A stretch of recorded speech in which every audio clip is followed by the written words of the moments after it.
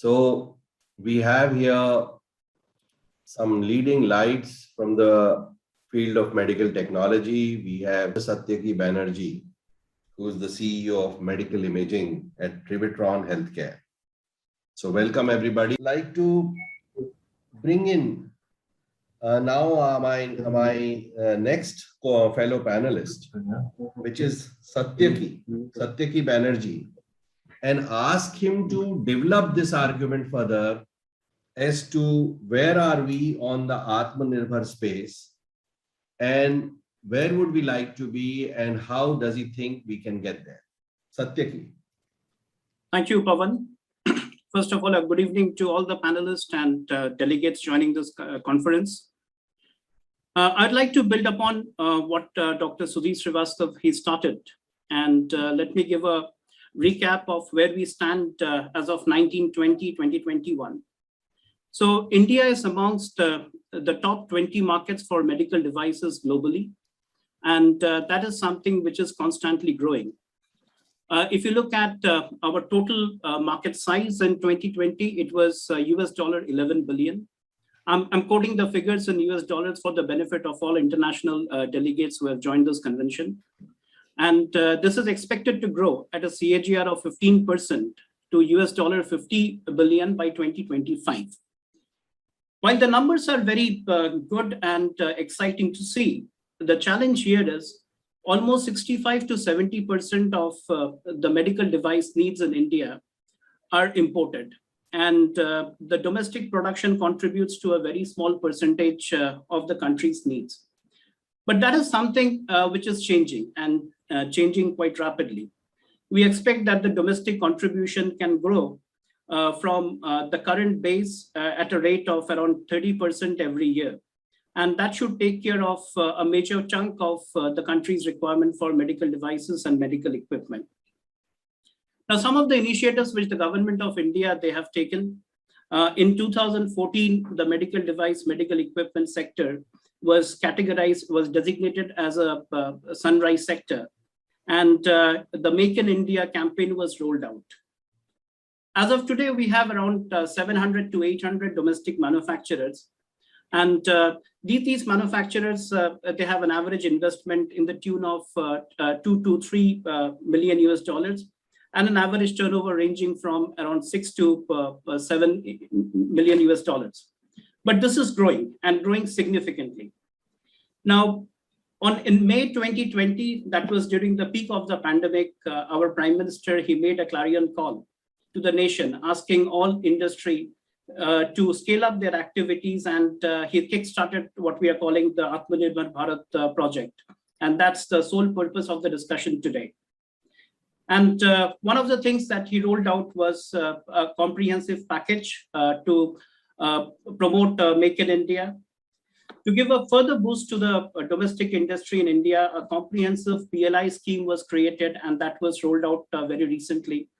Trivitron is one of the organizations which was shortlisted as under the PLI scheme, and many of my colleagues, they represent organizations which have also been shortlisted under this PLI scheme. Now, with this, we can see that the whole scenario is changing, and we are slowly moving towards being Atmanirbhar. And as a case in point, let me take two examples. When the COVID pandemic started in the March of 2020, and that's where the country went into a lockdown, we were talking and we were quite panicked about the ventilator situation in this country. We didn't have adequate number of ventilators. While we are trying to import ventilators, but the PM CARES fund was rolled out, and the Prime Minister requested Indian manufacturers to very rapidly develop and supply ventilators. And I'm very happy to say that in the past 1 year, 6 Indian manufacturers, they got together, they collaborated very closely with the government of India, collaborated amongst themselves, and there are 60,000 ventilators which has been supplied. That's a record. I don't think that anywhere else in this world such a high quantity of ventilators has been manufactured and supplied in such a short time frame. And the same thing happened for RT-PCR kits.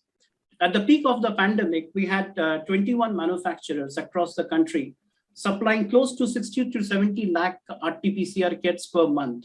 That's a phenomenal figure. And this is the power of the industry. And if we are all collectively working together, and if we put all our efforts into the right place, I think this Atmanirbhar Bharat would become a reality in the times to come. With this, I would like to close my discussion and pass it on to my other colleagues. Great points. So you're very optimistic, and you're also very proud of the ventilator development which India has made. And I think that has been a very good partnership between various parts of the ecosystem in India, as well as support from abroad. I remember Medtronic outsourced its ventilator design. MTI, Medical Technology Association of India, we were requested by the government to support in this. We brought in an IIT-based, IIT Kanpur incubated company, Nokark, and we went on their advisory board. We connected them with leading experts like Divya Prakash Joshi and people from Stryker, and they jointly perhaps came with one of the first really acceptable ventilator, and others also followed suit. That was a great story.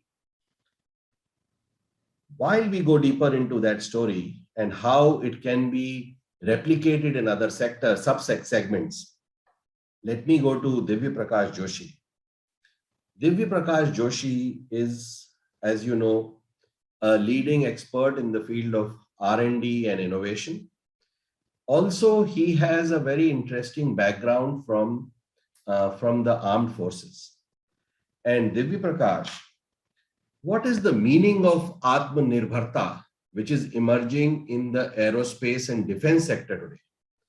Are they saying Atmanirbharta is manufacturing everything here? Or are they saying that today the supply chains are very intricate, and even an iPhone which is made, for example, in China has components coming from 43 countries? So are they saying Atmanirbharta means that I should be able to buy whatever I want on the conditions which I want, and there should be no restriction by anybody or raising prices for me when I want what I want? So this is the first point which I would like you to address. And the second, please tell us how you look at Atmanirbharta in the design space. Let me take it from the stadium and come to Satyaki. So Satyaki, yeah. Would you allow, I would like to add something to what Divya has said. Go ahead. And that was a very pertinent question. And we have to look at some success stories within India itself. If you go back to the early 90s, and that was linked with the creation of the Hatch-Waxman Act for pharmaceutical products, generic pharmaceutical products in the US. That was a point of time when the Indian pharmaceutical industry was at a fairly nascent stage, and we were barely able to meet the requirements of our country. But in the next 10 years, between early 90s to the mid 20s, everything changed. India soon had the largest number of US FDA approved plants outside of the United States. And probably in terms of market share, Indian pharmaceutical companies, they were having significant market share of the generic pharmaceutical business to start with in the US, which later on moved to incremental innovation-based products, which we call the 505(b)(2). And now I hear that a lot of pharma companies, they have started filing NDAs in US. So the success that we have seen with the pharmaceutical industry, and I think the same thing is happening with medical devices and medical equipment. One of my colleagues, who was about to join, Mr. Kanwar, who is part of Allengers. If you look at the way Allengers, Trivitron, and a few of our X-ray manufacturers in the country, how the way we work, almost all our models are now CE marked. We are exporting our products to Europe, some even to US, some to Latin America. And we are slowly moving up that innovation chain and getting close to where we want it to be. So that is something which I thought was relevant, and I wanted to add that to what Divya just said.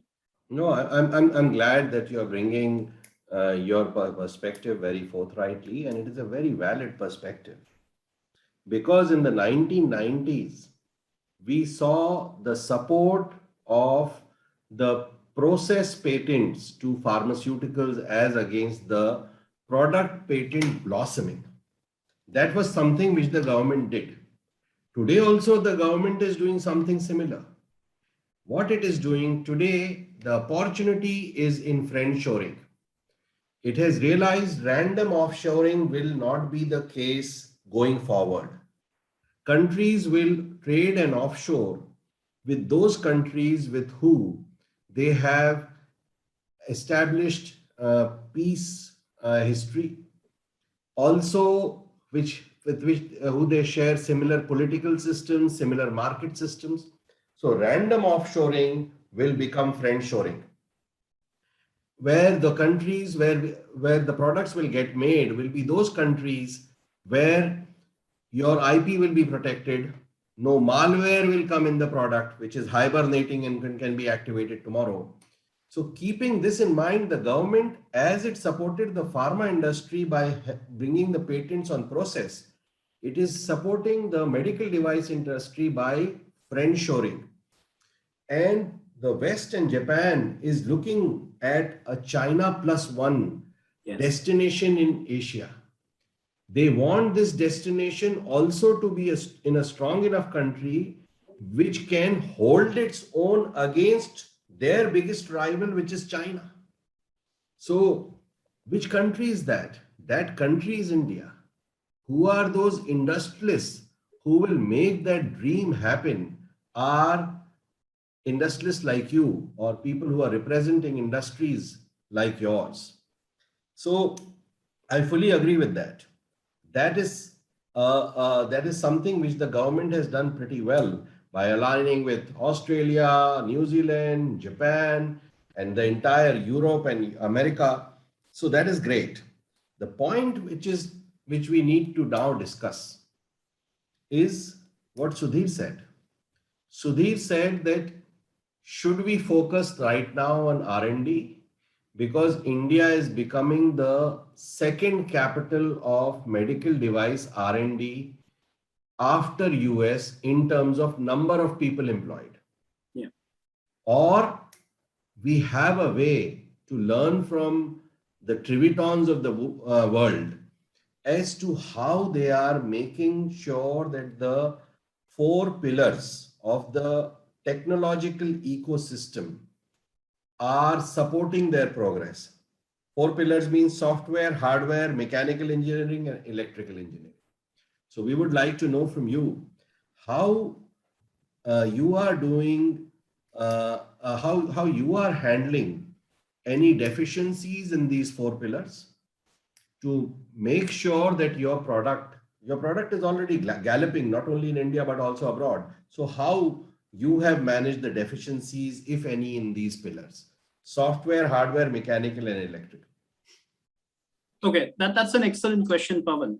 And as a case in point, let me go back to when we started developing our C-arm system and followed by X-ray and digital mammography.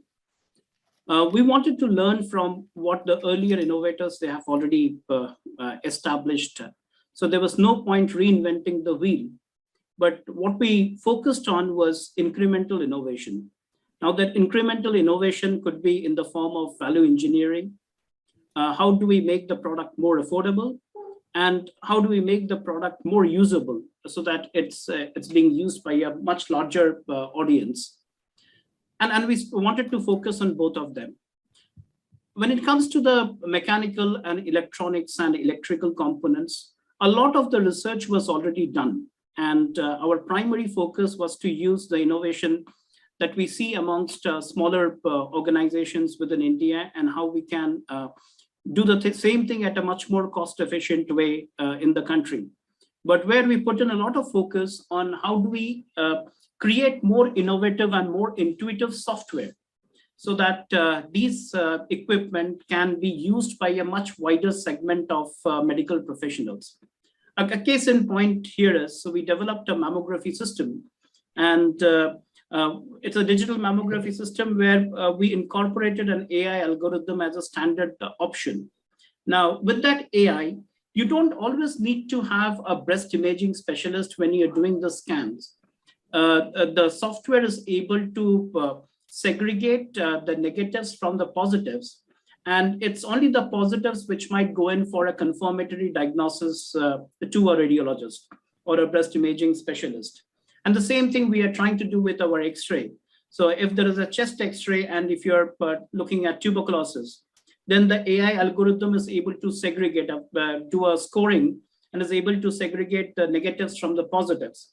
Now, these are areas of incremental innovation where we would be able to develop our own product lines, which is going to have a very strong uniqueness, something which has not been looked in the past.